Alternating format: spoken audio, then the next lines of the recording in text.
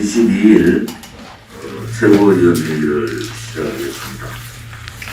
박근혜 대통령 불법 인신 강도 옥중투쟁 1453일째 되는 날입니다. 이달 31일은 박근혜 대통령께서 이 좌파 독재 정권에 의해서 인신 강도 된지 4년이 되는 날입니다. 이 4년 동안 정말 옥중에서 침묵으로 투쟁해 주시는 박근혜 대통령께 존경과 감사를 표합니다. 3월 26일이 이승만 대통령 탄신 146주년이시고 또 천안함 복침 11주기가 되는 날입니다. 3월 27일은 우리 공화당이 새로운 투쟁 방법으로 대구에서 박근혜 대통령 즉각 석방, 인신감금 반대 투쟁을 가집니다. 또 4월 10일은 부산에서 부정부패 정권 문재인 추출 척결 투쟁을 가집니다. 그래서 당에서는 오늘 3월 22일부터 4월 10일까지를 총력 투쟁 기간으로 정했습니다. 다시 한번 말씀드리겠습니다. 오늘 3월 22일부터 4월 10일까지를 우리 공화당 반독재 불법 탄핵 투쟁 총력 투쟁 기간을 가지기로 했습니다. 자유파 국민들이나 우리 공화당 동지들께서 이 부분에 대해서 적극 동참하시고 또 많은 동지들의 지원을 바랍니다. 제가 지난 목요일 날 우리 공화당의 15개 발전 방안 변화하는 우리 공화당이라는 제안을 드렸습니다. 저는 솔직히 지금의 안주하는 우리 공화당 같으면은 더 이상 희망이 없다 그래 보는 사람입니다. 변화해야 되고 쇄신해야 되고 소위 말하는 3대 혁명, 정치혁명, 정당혁명, 정치인혁명을 이루기 위해서는 여러 가지는 내부 쇄신이 필요하다 이렇게 봅니다. 벌써 작은 성공에 자만하고 매너리즘에 빠져서는 안 됩니다. 우리가 거대 악과 싸우는 그러한 정당이 되려면은 우리가 거대 선에 자리매김해야 됩니다. 문재인 좌파 독재 정권 뿐만 아니라 보수를 자처하는 김종인을 비롯한 국민의힘, 김종인, 김건식 그들은 자유우파 보수인들이 아닙니다. 그들이 지금의 판을 뒤흔들고 있는 이러한 악들과 싸우기 위해서는 우리가 정말 힘든 쇄신을 할 수밖에 없다. 그렇게 함으로써 우리한테 거대 악과 싸우는 원동력이 생길 것이다. 이렇게 봅니다. 당의 조직은 130개의 조직위원장으로 거의 올스텝된 상태입니다. 당의 재정도 당세가 커진 만큼 재정이 더 어려운 상태입니다. 또 당의 투쟁도 실질적인 국민에 다가가는 투쟁을 못하고 있는 그런 상황. 뭔가 변화하지 않으면은 우리 공화당은 그렇게 다음 대통령 선거도 그렇게 치를 겁니다. 그렇게 하면은 정말 희망이 없습니다.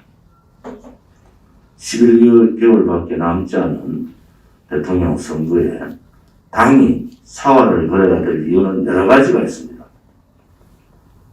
누가 대통령 후보가 되든 우리가 가지는 반독재 투쟁, 반불법, 반탄핵 투쟁, 이러한 투쟁의 명분과 과정에서 우리는 지금까지 잘 해왔습니다. 그러나 지금 여기에 누구도 당대표를 비롯한 지도부 어떠한 누구도 여기에 만족해서는 안 된다고 봅니다. 11개월 남아있는 대통령 선거에 당의 모든 사활을 걸겠다라는 각오로 동참해 주기를 바랍니다. 우리 공화당이 가는 길은 옳은 길입니다.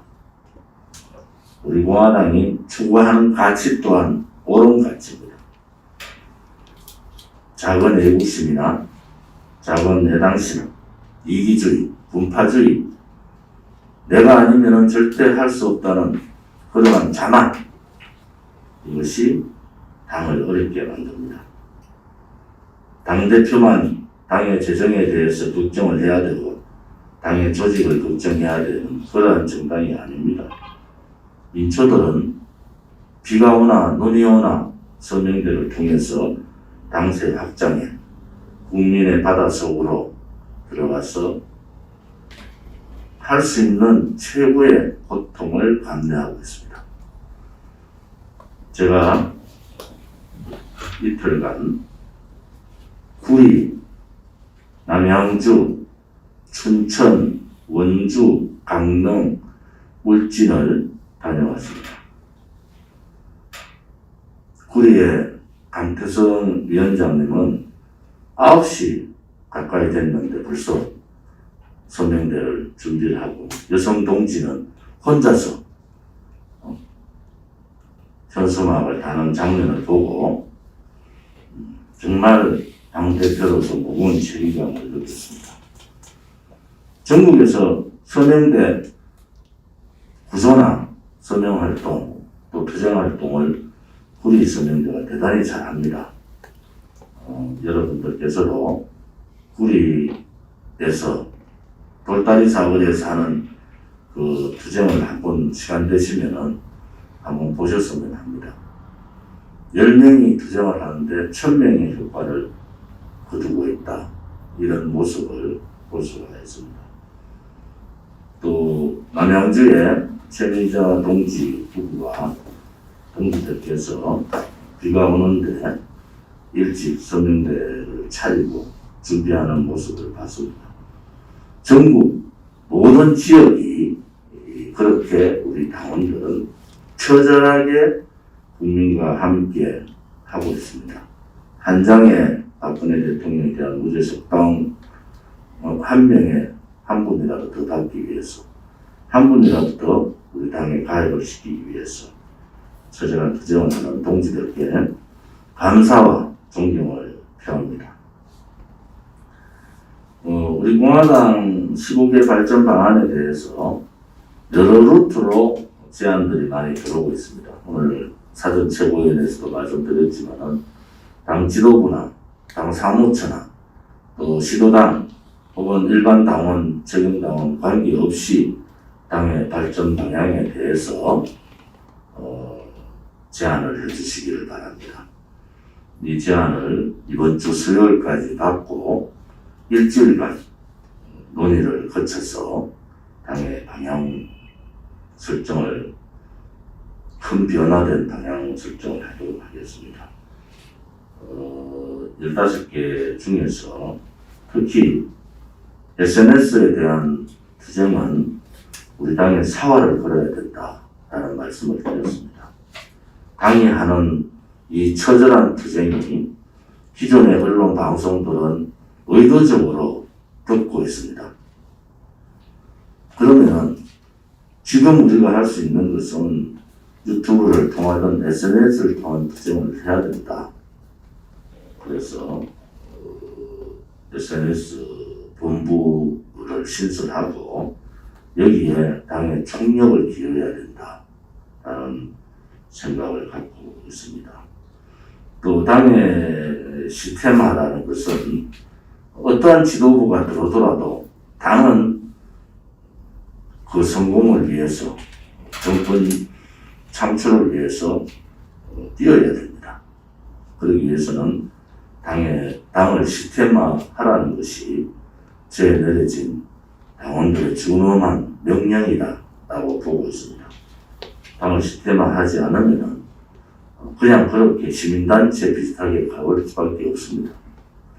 이제 4년 차에 들어가는 정당으로 당을 8월 30일 4년, 이제 5년 차에 들어간 때까지 이런 모든 당의 시스템, 또 정당으로 할 수 있는 이 공식적인 절차에 의한 그러한 준비들을 해야 됩니다.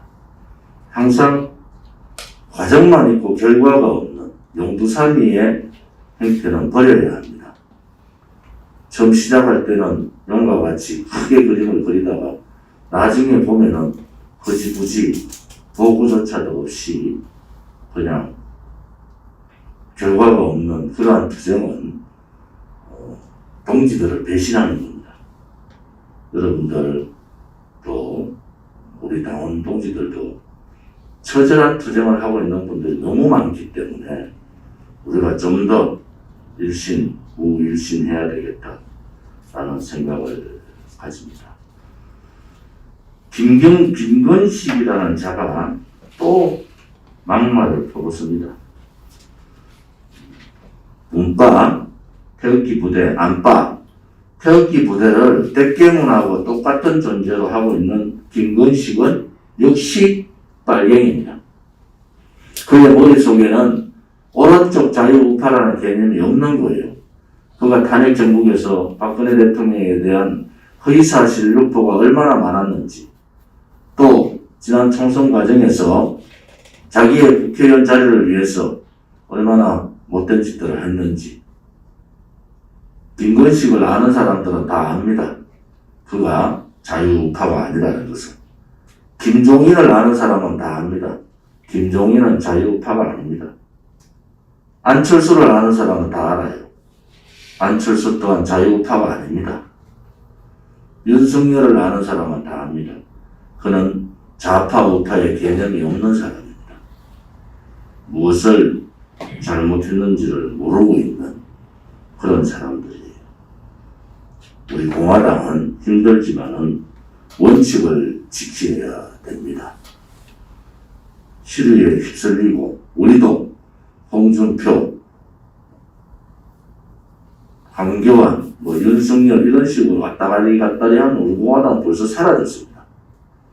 우리 동지들이, 자유파 국민들이 무엇을 생각하는가를 우리는 똑바로 알아야 됩니다. 그들은 말로는 떠들지만은 좌파 얼치기 세력입니다. 좌파에도 이기지 못하면서 자기의 성공을 위해서 좌파들을 공격하는 그러한 신용을 하는 겁니다. 또한 반보수 우파 세력이고 반체제 세력이고 결국은 그들이 모두 합치면 탄핵 세력입니다. 이 탄핵 세력과 처절한 투쟁을 우리 공화당은 할 수밖에 없다는 것, 그것이 시대적 사명이고 역사적 책무입니다. 우리는 시대가 우리 공화당한테 주어진 사명과 역사가 우리한테 준엄한 명령을 내리는 책무를 자랑스럽게 받으면서 해나갈 것입니다. 정부의 백악관 인사와 긴밀 접촉을 하고 있습니다. 박근혜 대통령의 탄핵이 권력 찬탈이고 지금 4년 가까이 인권 탄압을 받고 있다, 이런 부분을 분명히 전달을 했고요. 좀 더 조밀하게 현 박근혜 대통령에 대한 인권 실상을 바이든 백악관 핵심 인사들한테 전달했습니다. 정책위에서는 문서로 우리 바이든 정부의 핵심 인사한테 이제 박근혜 대통령에 대한 불법 인신 감금은 인권의 차원에서 봐야 된다. 여성 대통령에 대한 그것도 많이 몸이 아픈 대통령 정치적인 정적에 대한 보복을 이런 식으로 하는 나라가 없습니다. 이런 부분에 대해서 명확하게 미국 바이든 대학관과 긴밀 협의를 해주기를 바랍니다. 지금 제가 강원도 춘천에서 원주 그리고 강릉, 경북 울진까지 토일 이틀간 다녀왔습니다. 강원도 동지분들의 열의가 그 어느 때보다도 충만해 있더라. 그다음에 저는 뭐 항상 어느 시도당을 가더라도 화합해야 한다. 조금의 이견이 있어도 정당은 조금의 이견이 있을 수는 있습니다. 그런데 의도적 음해성 이견은 이견이 아닙니다. 그건 분탕이죠. 이견과 분탕은 전혀 다른 겁니다. 의도적으로 때만 되면은 댓글 달고 도망가는 그러한 행태는 없어야 됩니다. 정정당당하게 본인의 신분을 밝히고 당에 찾아오면은 당의 사무총장도 있고 당대표도 언제라도 만날 수 있는 겁니다. 바깥에서 음해하고 당 사무처를 자꾸 분열시키고 당 지도부를 음해하는 그런 행위는 맞지 않습니다. 우리 공화당은 굉장히 오픈되어 있는 정당입니다. 그래서 민초정당이라고 그러죠. 그런데 민초정당인데 왜 자유로운 의사를 못하게 하느냐. 자유로운 의사와 음해는 다른 겁니다. 진실, 팩트에 기반되지 않은 자기 생각을 마음대로 옳은 적는 것 또한 잘못된 겁니다. 비판은 수용하되 음해성, 업무는 수용할 수가 없는 겁니다. 우리 공화당이 때만 되면 그런 상황들을 얼마나 많이 봤습니까? 그들은 결국 우리 공화당을 떠났고 그 떠난 사람들은 존재조차도 없어졌습니다. 그래서 우리 공화당 동지들을 함부로 음해하지 마라. 우리 공화당이 4년간 이렇게 투쟁하는 것은 굉장히 위대한 애국심의 발로다 이렇게 봅니다. 중앙당직자, 우리 공화당 중앙당직자 3분을 발표하겠습니다. 우선 여성위원회 공동위원장으로 박선아 50대죠.